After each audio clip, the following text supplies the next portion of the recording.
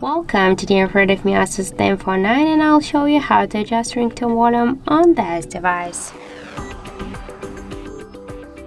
So first let's open the settings application and then tap to the sounds and vibration.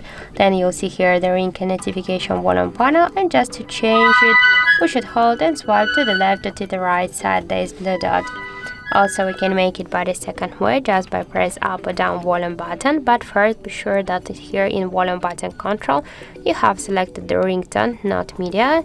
And now just by press to the up or to the down volume button we can also change our device ringtone volume, and we can make it by the third way, just by slide to the up or to the down this volume panel, and that's it.